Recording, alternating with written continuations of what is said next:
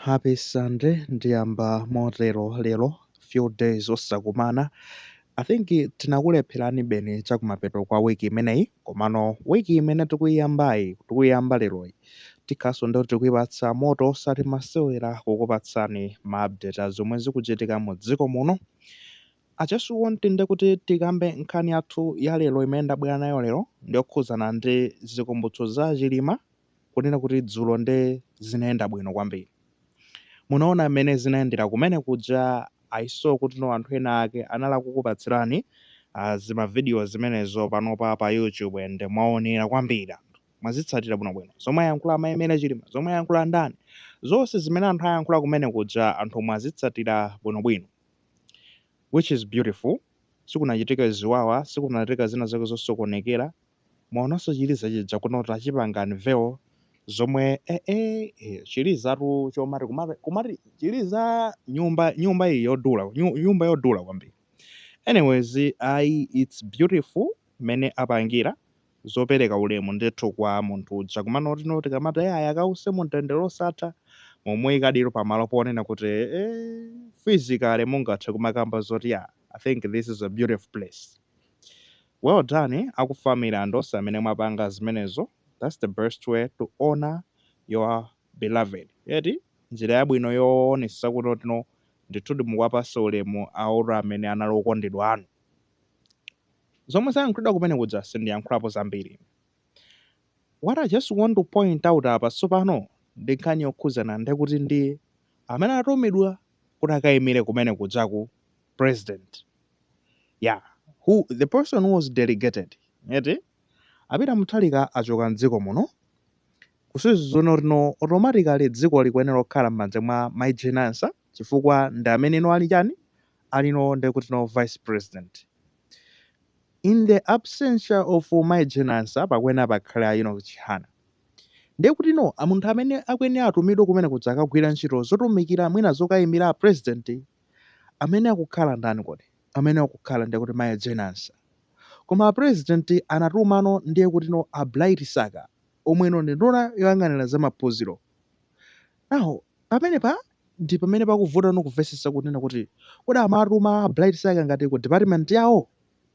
Amayi Nansa sizoti sanapiteko kumaloko, Amayi Nansa dzanapezeko tatani apitako kumene kuja.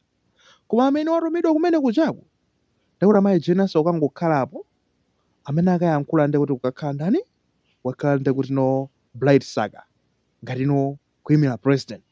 Mwanjiroyo president wa tsiku limene lolo wa dziko la Malawi anali ndani anali ndiye kuti Bright Saka. Amayi Nansa aja angokhala pamene padzapa.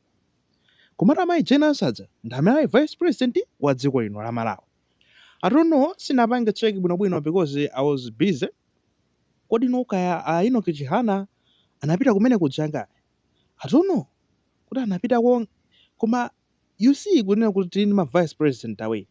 Chabwino ngati Nansa simukufuna apite kayimira president.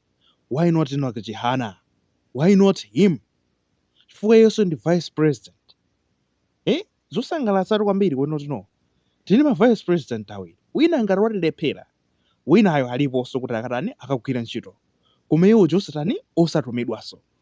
Tukapanga bypass wina aliyese ndiye kuti ndikukatumako ndani tikupitatu basi ndikapeze kuti tikukatumakono anduna oyang'anira za maphunziro amene otu a Bright Saka. Guys, I've been observing this ndakhala ndikuzipanga check it. Simafuna kuyankhula zina chilichonse komano I think it's high time now tiyankhule paja mazuwa Justin Tekiru sizoti ndakuti imakhala panopa ndikumanyengerera sweya. Kumangogaza basi chilungamo chapopo mmene zikuyendera. Kwakuyenda zinkhani kunja kuzoona kuti Mayi Nansa akuponderezedwa kuti asatani asayimirenso president asakhalenso vice president afuna atawachotsapo pamenepo ayi pali kukhulana pakati pa iwo ndapita Mutharika anthu ena sakuafuna kumeneko. Mwazitsatira nkhani ziweze ndipo tinakamba zambirimbiri. Now zinthu zijano here we are ndi ma action mene zikuyendera. Kodi ife tizinena zani? Kodi Amayi Nansa sanatumidwe pa zifukwa zotani? Komanso mbuyo musanatumidwe iwo ndiye panopa muziyankhula zotani bwanji? ukatsegulira Jane Forja msika wa Forja kuja bwanji anaruma koso nduna vuto ndizani pamenepo sitionapo vuto ya tingakambe zotero koma ndikufuna ndikambeno ngati kesi ya kukatsegulira msika wa Forja amene inayendera kumene kuja anatumako nduna yoyang'anira za agriculture za ulimi and za Forja zijaso zinayi za ulimi zinkachitako matcha bwinobwino ndipo amayi Jane sanakapezekeko kumene kujako anali busy kankapanganso zina kaya kuti mwayiona imeneyo. Now situation iyi amene watumidwayo nduna yoyang'anira za maphunziro uku ndi kumaliro sizoti ndi kumene kumakhala ejere mwina akanatumaso mwina nduna yoyang'anira mwina make zachikhalidwe mwina wezi tikunena kuti ya it matches maliro timakhala kuwayendesa ndekuti ini relation ndi chikhalidwe chathu mwina koma ayi ndithu atumako ndekuti no nduna yoyang'anira za maphunziro usengo nduna za maphunziro yokha kuti yakapezekako yokha kwapezeka zoona kuti kwakapezekakonso vice president uja ngati mmanena kuti no iye ayiti kuseva ndalama chani nanga bwanji vice president wakapezeka komeneko chifukwa bino kuti iye ayiti katuma choncho tikumaseva ndalama zambiri ndiye kuti no poyanena atankanena choncho sananena ndapita muthalika aja kudzera mwauja amayankhulira ndani ada case side uja anena kuti iyayi tikatuma ndunazi tumaseva zinthu ndalama zochuluka chifukwa vice president tikapo ndalama koma vice president wakapezeka kuti kumeneko mene ngikuonera kuti ndalamaso zatani zaonongedwa fa kukapezeka kumenekoko whatever the case is ndalama zikuyenera zaonongedwe nangasintha kuti timu yakenso inapita kumeneko. Guys, I don't know ngati mukumvesesa zomwe ndikukamba panopa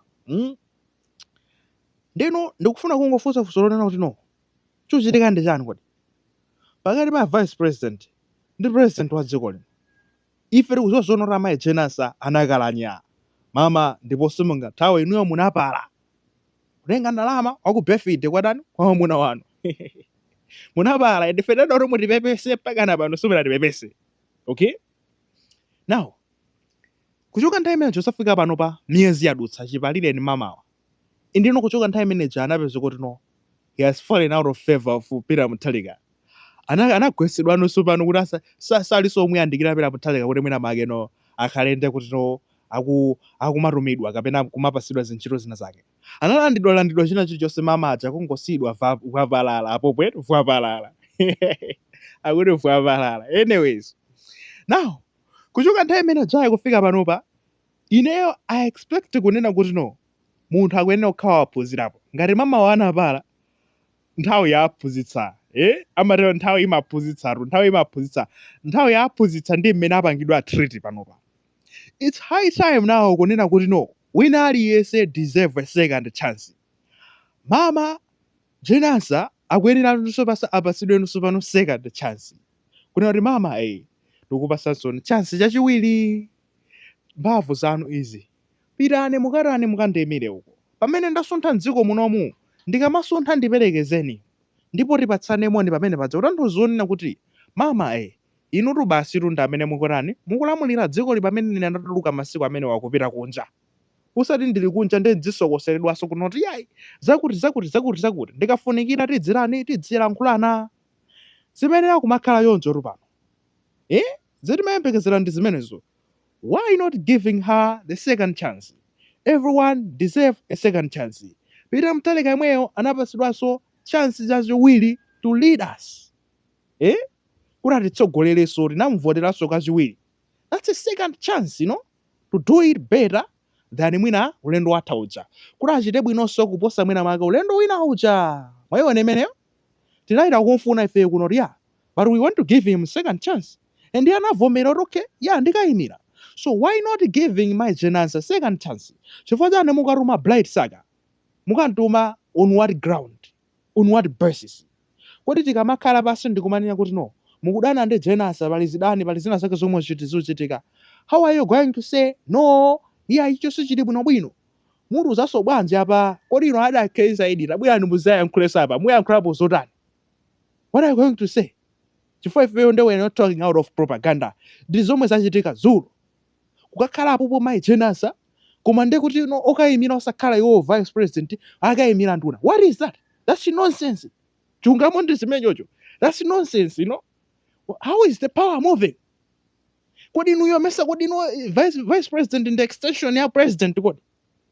So why not having her? Ndetu ngati tuzili yonjo achosenedwa ma Jane oro. achonse ndisono tilibe vice president wina aliyense, then inoyo muzituma anthu anu amene mukuwatumawo. Otherwise ku DPP ku kuli nyasiso kwambiri. Guys, ndikamaka mbeza I know the fans ya DPP, iwe chisiriwe. Actually ineyo ndesindikuopa ndi makape ndikuzeni. I always say the truth. Ino ngati politics yanu ndiyoti no it's partisan jono tikanutani kodwa so partisan koma so yomakhala so blind ija. That's not me. By the way, I voted the DPP. Kumano, I'm not a blind follower. What is wrong is wrong. Ku DPP kulika kateo. And ndinakambaso last year, I think inali video inaigapita ija. Kulika gulukera hayi kanthu kamene kakupanga control zinthu.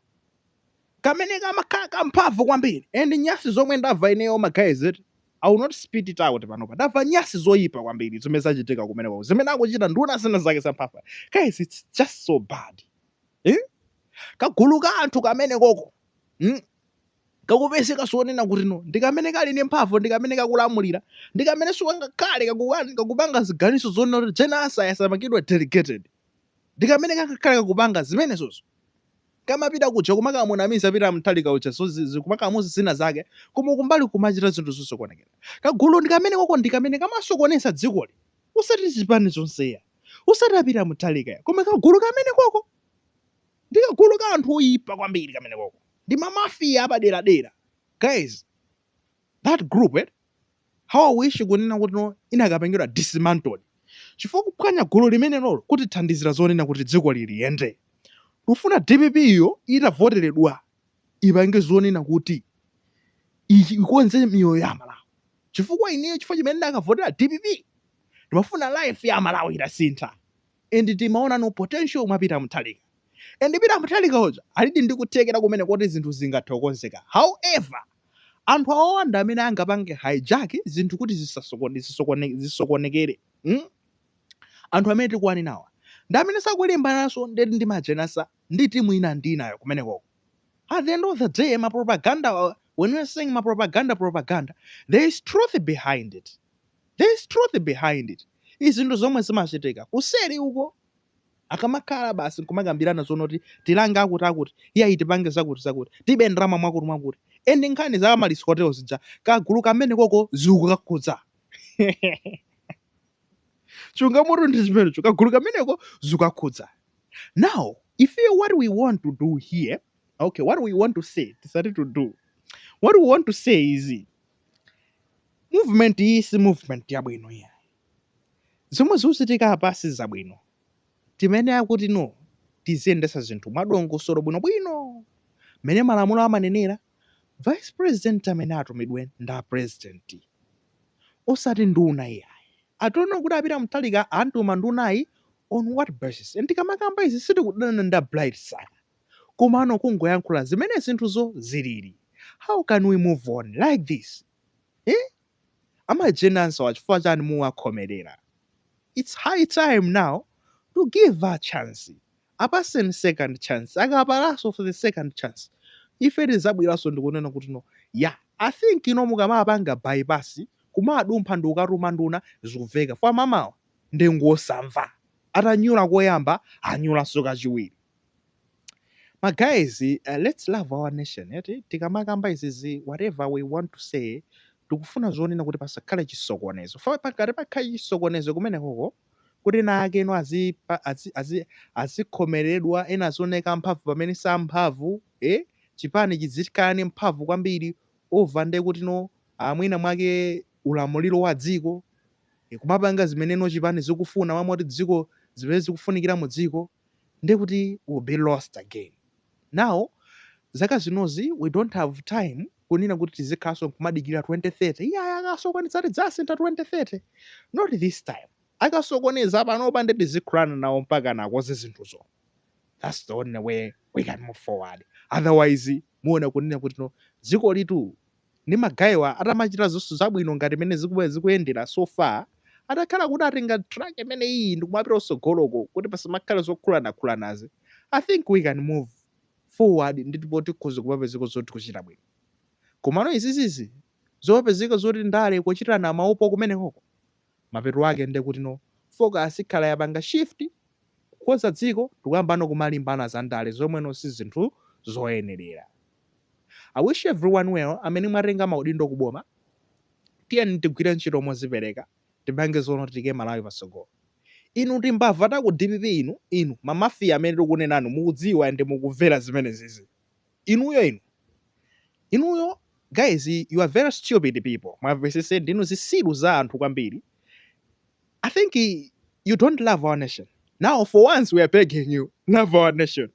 Mwamvesese timagenda around ta politics ito nadisiyane kumbaluko mupange zono mutumikire dziko, because most of you muli ndi maudindo ndinu nduna. So do something that will help this country. Politics yanu raisiyane kaye kumbaluko mupange zonena kuti no mupange head ma ministerial position anu kuti mwina mange zinthu ziyende kumeneko. Zoti muzipita kumakana mizipita muthalika kapena chani, that will not help the nation. So for once, save the nation. Be patriotic, not political. Akuti.